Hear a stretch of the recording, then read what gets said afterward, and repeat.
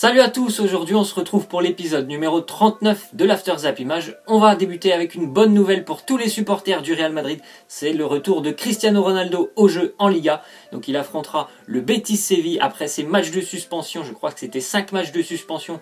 Il avait purgé tout ça pour avoir bousculé l'arbitre lors de la Supercoupe face au Barça. Bon, la semaine dernière, il avait déjà joué avec le Real en Ligue des Champions. Ça avait fait mal pour Nicosie. Déjà 2 buts pour lui en Ligue des Champions alors qu'il manquait clairement de temps de jeu. Il s'entraînait avec le Real mais il ne pouvait pas jouer. Ça avait déjà quand même marqué 2 buts pour lui. Donc bonne nouvelle pour tous les supporters du Real. Je pense aussi qu'il va avoir énormément envie de marquer et de scorer parce que Lionel Messi a pris pas mal d'avance déjà. On en parlera un petit peu plus tard de Lionel Messi. Mais il est déjà très très loin au niveau du compteur but en Liga. Donc je pense que ça va faire mal pour le Betis Séville. Ensuite, on voit une info, c'est une info de la presse catalane. Il faut bien considérer que c'est la presse catalane qui sort cette info, c'est pas du tout la presse française. Ils nous disent que Neymar exigerait le départ de Cavani dans les plus brefs délais, c'est-à-dire au prochain mercato du Paris Saint-Germain. On connaît la petite brouille qu'il y a eu lors du match Paris Saint-Germain Olympique Lyonnais entre les deux joueurs par rapport au penalty ainsi que le coup franc. Il y a même eu une altercation dans les vestiaires entre les deux joueurs, une altercation visiblement qui était verbale, pas physique. Et donc Neymar considérerait qu'il n'a pas besoin de Cavani pour jouer, il veut être la seule star de l'équipe. C'est un petit peu Cavani qui l'empêche d'être la seule star.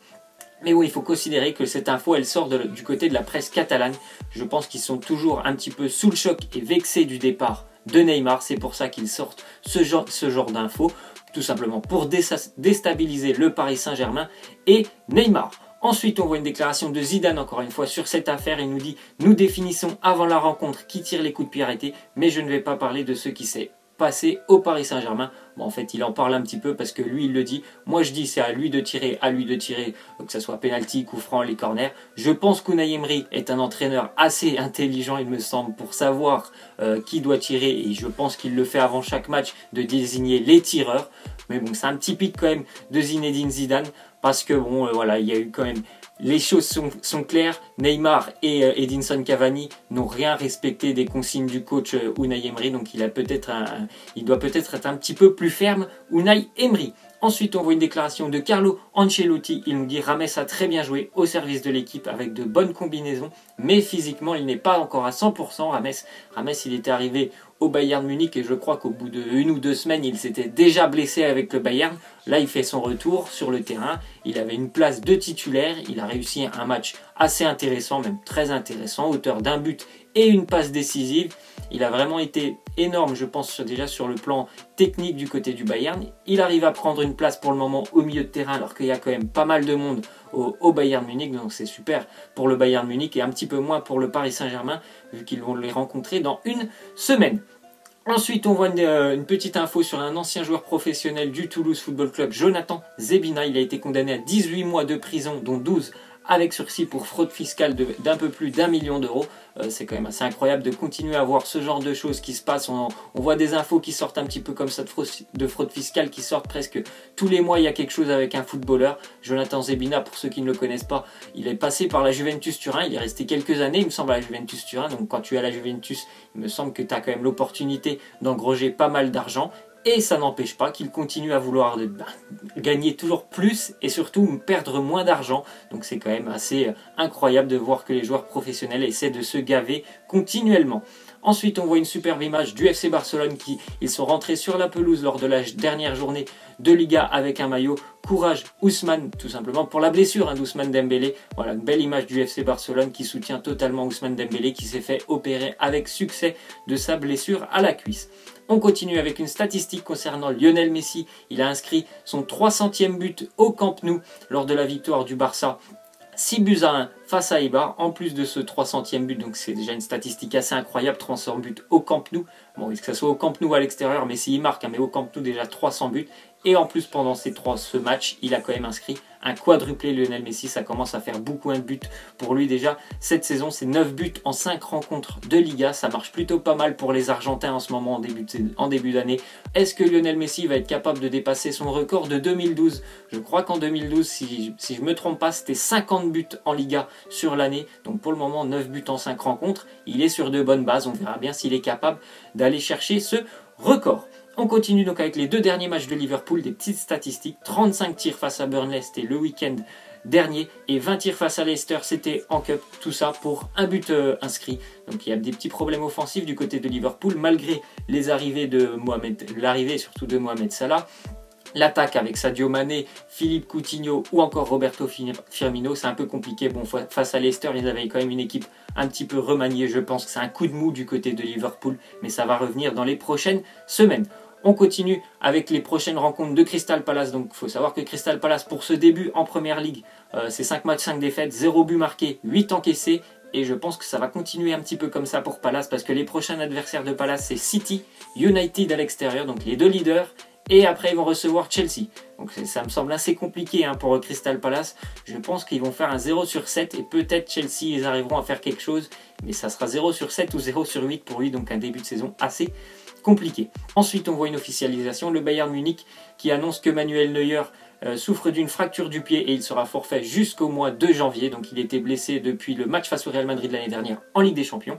Il devait revenir possiblement, c'était en début octobre, mais voilà, il s'est reblessé, Manuel Neuer.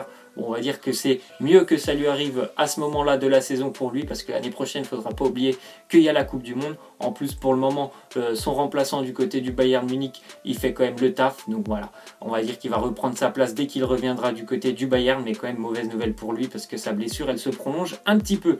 On continue avec le FC Nantes, qui va débuter les travaux pour son nouveau stade. En fait, la Beaujoire n'existera plus. Le FC Nantes va déménager dans un stade déjà neuf et un stade de 40 000 places qui devrait voir le jour en 2022, donc dans 5 ans. Voilà, c'est les dernières années de la Beaujoire pour le FC Nantes, un stade mythique du football français. Le FC Nantes qui a vécu ses plus belles heures, je pense, avec le titre de champion de France. Il y avait eu un envahissement de terrain, la pelouse était toute jaune avec tous les supporters bien sûr du FC Nantes en jaune. Donc voilà, la Beaujoire, ça sera la fin dans quelques années. On continue avec une info concernant la sélection algérienne. Le sélectionneur de la sélection algérienne a décidé de ne pas retenir Riyad Mahrez, Fawzi Goulam ou encore Islam Slimani pour le prochain match de l'Algérie. Je crois que c'est début octobre.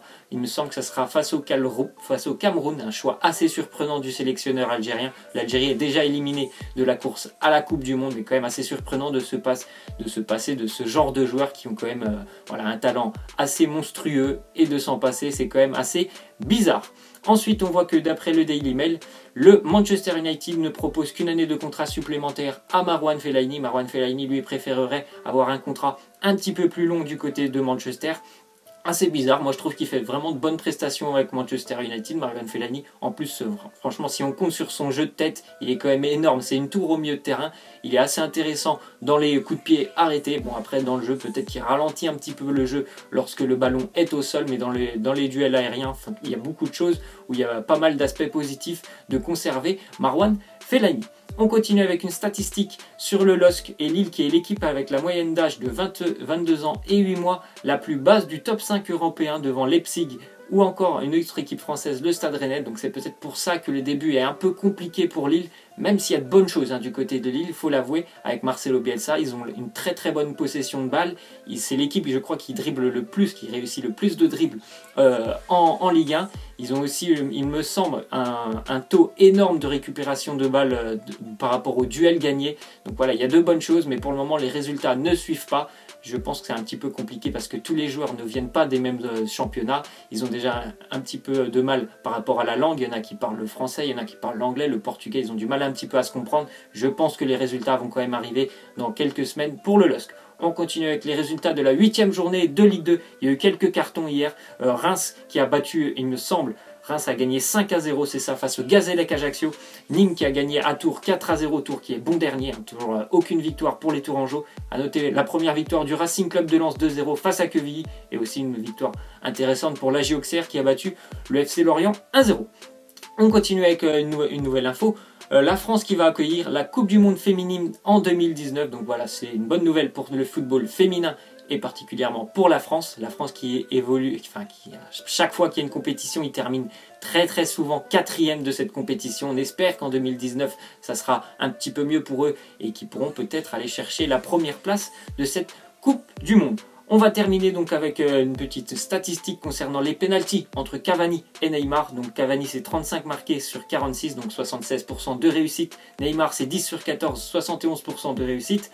A noter que Cavani quand même c'est plutôt assez intéressant depuis qu'il est au Paris Saint-Germain, c'est 16 tirs au but marqués sur 19. Donc moi, ma petite question de fin, c'est quel joueur vous préféreriez voir tirer les pénaltys du côté du Paris Saint-Germain? Unai Emery dit que pour le moment, ça serait plutôt une alternance. Moi, personnellement, je préfère Cavani et j'ai pas du tout aimé l'attitude de Neymar. Si un tireur numéro 1, c'était Cavani depuis des années, je pense que ça doit le rester. Vous pouvez me laisser en commentaire quel joueur vous préféreriez. Voilà, c'est la fin de cet After Zap Image. J'espère que ça vous aura plu. N'hésitez pas à me lâcher des likes, à vous abonner. Moi, je vous laisse et je vous dis à la prochaine. Ciao!